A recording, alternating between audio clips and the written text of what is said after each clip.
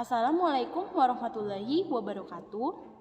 Halo teman-teman semua, mohon izin memperkenalkan diri. Perkenalkan, nama saya Ayu Reni dari program studi Teknologi Mekanisasi Pertanian dengan NIM 02 11 21 101. Baiklah, di video kali ini saya akan membahas atau menjelaskan kembali tentang materi-materi yang sudah disampaikan oleh dosen pengampun dengan mata kuliah gambar teknik. Sebelum menjelaskan, saya akan terlebih dahulu membahas tentang gambar teknik. Gambar teknik adalah suatu bahasa universal yang mengkomunikasikan ide atau gagasan. Gambar dibagi menjadi dua, yaitu ada gambar artistik dan gambar teknik. Gambar artistik ini yaitu sarana bagi para seniman untuk mengekspresikan imajinasi atau ide yang bersifat estetik, filosofi, dan abstrak. Sedangkan gambar teknik yaitu representasi desain yang menggunakan bahasa universal yang bersifat objektif. Nah, dalam gambar teknik ini mempunyai 4 prinsip dasar. Yang pertama yaitu ketepatan, yang kedua kejelasan, yang ketiga kerapihan, dan yang keempat kecepatan dalam menggambar. Sebelum menggambar, kita juga perlu menyiapkan beberapa peralatan.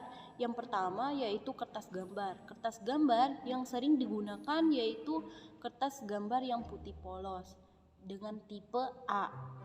Nah, kertas gambar juga memiliki banyak jenis kan. Jadi yang sering dipakai yaitu kertas gambar yang tidak meninggalkan bekas ketika dihapus. Namun ada juga kertas kalkir. Kertas kalkir ini mempunyai 2 tekstur. Yang pertama teksturnya licin dan yang kedua kasar. Nah, tekstur yang licin ini biasanya menggunakan tinta dan yang kasar menggunakan pensil. Di Indonesia, orang-orang menggambar dengan menggunakan kertas gambar berukuran A2, A3, dan A4. Selanjutnya yaitu ada penggaris. Penggaris ini digunakan untuk menggaris pada gambar. Penggaris mempunyai banyak macam, yaitu ada penggaris biasa, penggaris segitiga sama sisi, penggaris segitiga sama siku, dan penggaris T-square. Nah, selanjutnya yaitu ada pensil. Nah, pensil gambar ini biasanya juga mempunyai banyak macam, yaitu ada pensil biasa, pensil yang diisi kembali, pensil mekanik. Pensil juga memiliki ketebalan yang berbeda, yaitu pensil H, pensil B, pensil HB, pensil F. Selanjutnya yaitu ada jangka. Nah, jangka ini berguna untuk membuat lingkaran. Jangka juga memiliki 3 macam. Yang pertama yaitu jangka yang berukuran 100 sampai 200 mm. Itu adalah jangka yang besar. Jangka yang sedang yaitu berukuran 20 sampai 100 mm. Sedangkan jangka yang kecil yaitu berukuran 5 sampai 20 mm. Selanjutnya yaitu ada rapido, yaitu rapido yang digunakan untuk menebalkan gambar tersebut. Rapido juga memiliki ukuran yang berkombinasi, mulai dari 0,3, 4, 5, dan seterusnya. Selanjutnya yaitu ada emal lengkung. Nah, emal lengkung ini biasanya digunakan untuk membuat lengkungan yang tidak bisa dibuat oleh jangka. Nah, selanjutnya yaitu ada meja gambar. Meja gambar ini yaitu yang tingginya sama rata dan sisinya sama dan tidak miring. Jadi ketika kita menggambar maka tidak terjadi kemiringan pada gambar tersebut. Selanjutnya yaitu ada mal angka dan mal huruf. Mal angka dan mal huruf ini digunakan untuk membuat angka atau huruf yang beragam dan sama jenis, sama besar. Selanjutnya saya akan membahas tentang cara menarik garis. Nah, cara menarik garis ini yang pertama garis horizontal. Garis horizontal ditarik dari kiri ke kanan. Garis vertikal ditarik dari bawah ke atas. Sedangkan garis diagonal yaitu dari kiri ke bawah, kanan ke atas. Nah, ada juga yaitu lingkaran. Lingkaran ini mempunyai 2 macam pembuatannya, guys. Jadi yang pertama kita membuat lingkaran mulai dari atas mengarah jarum jam. Ada juga yang membuat setengah lingkaran terlebih dahulu lalu membuatnya setengah lagi. Nah, selanjutnya yaitu ada ketebalan garis kontinu. Nah, garis kontinu ini biasanya berukuran 0,5 sampai 0,6 yang digunakan untuk di tepi garis. Nah, selanjutnya ada garis tipis. Garis tipis ini garis tipis ini berukuran 0,4 sampai 0,3 yaitu digunakan untuk menggaris suatu perpotongan yang tidak terlihat. Nah, selanjutnya yaitu ada garis titik tipis.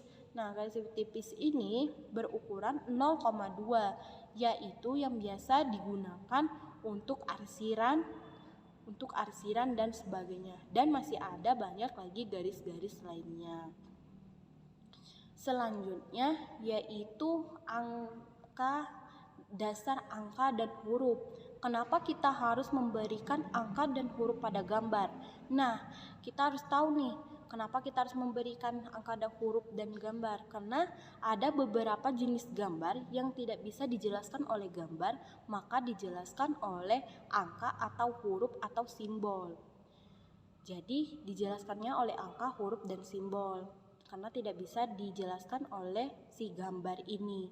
Nah, dalam menuliskan angka-angka dan huruf ini itu mempunyai beberapa syarat, yaitu harus dengan jelas, beragam, sesuai dengan ASME, sama rata, dari huruf ke hurufnya berukuran 1/7, dari kata per kata 2/7.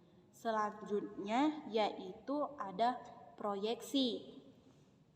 Proyeksi ini yaitu menggambarkan gambar 3 dimensi. Proyeksi mempunyai banyak macam-macamnya, yaitu ada trigonometri, dimetri, dan masih banyak lagi. Ada proyeksi Amerika dan proyeksi Eropa. Namun di Indonesia lebih banyak menggunakan proyeksi Eropa. Nah, kedua proyeksi ini yaitu adalah membedakannya yaitu kebalikan gambar. Jadi kalau misalnya lingkarannya di sebelah kanan dan perseginya di sebelah kiri. Nah, jadi kayak kebalikan. Selanjutnya yaitu ada konstruksi geometri. Konstruksi geometri ini yaitu yang menggambarkan tentang sudut, kemiringan, dan ruang, suatu sudut dan ruang. Nah, selanjutnya yaitu tentang potongan. Nah, kenapa kita harus menggambarkan potongan? Karena di dalam gambar teknik yaitu ada biasanya kita ingin menggambarkan mesin. Nah, ketika kita menggambarkan mesin itu ada benda atau bidang yang tidak terlihat. Makanya kita harus menggambarkan potongan. Nah, ketika kita menggambar potongan itu jadi terlihat bahwa gambar itu terdapat potongannya. Ada macam-macam potongan, yaitu potongan setempat, potongan setengah, potongan berurutan, dan potongan lainnya.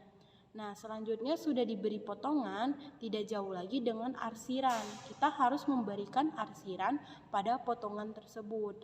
Arsiran ini yaitu untuk membedakan antara potongan dan arsiran. Jadi, mana yang berpotongan dan mana yang gambar benar bidang tersebut. Nah, selanjutnya yaitu tentang pemberian ukuran pada gambar. Nah, ketika kita memberikan ukuran pada gambar, kita menarik garis itu tidak boleh lebih dari 2 mm. Jadi kita menarik garis 2 mm, lalu kita meletakkan keterangan gambar tersebut atau ukuran gambar itu, angkanya tidak boleh di bawah garis, namun harus di atas garis si garis ukuran gambar tersebut. Dan juga kita tidak boleh memotong pada gambar yang tidak menurut kita jelas untuk membaca gambar tersebut. Jadi harus jelas ketika memberi memberi ukuran pada gambar. Selanjutnya ada etiket. Nah, sebelum menggambar yang paling penting kita harus membuat etiket atau biasanya disebut dengan kepala gambar. Nah, sebelum menggambar kan kita membuat garis tepi terlebih dahulu. Nah, yang di sebelah kiri kita, kita membuat jaraknya yaitu 2 cm. Lalu yang di atas bawah sebelah kanan itu 0,5 mm. Nah, sudah digaris baru kita membuat si kepala gambarnya di pojok kanan bawah. Nah, di pojok kanan bawah itu terdapat etiketnya. Di sana juga ada proyeksi, skalanya, satuan, tanggal pembuatan gambar, siapa yang membuat gambar, siapa yang mengoreksi, dan siapa yang menyetujui gambar. Dan ada peringatan, ada instansi, ada gambar yang menjelaskan apa yang kita gambar. Lalu ada NIM kita, lalu ada nomor kita. Nah, ketika itu sudah dibuat, barulah kita bisa menggambar apa yang akan kita gambar. Mungkin itu saja yang dapat saya sampaikan. Lebih dan kurang saya mohon maaf. Pada Tuhan saya mohon ampun. Wabillahi taufiq wal hidayah. Wassalamualaikum warahmatullahi wabarakatuh.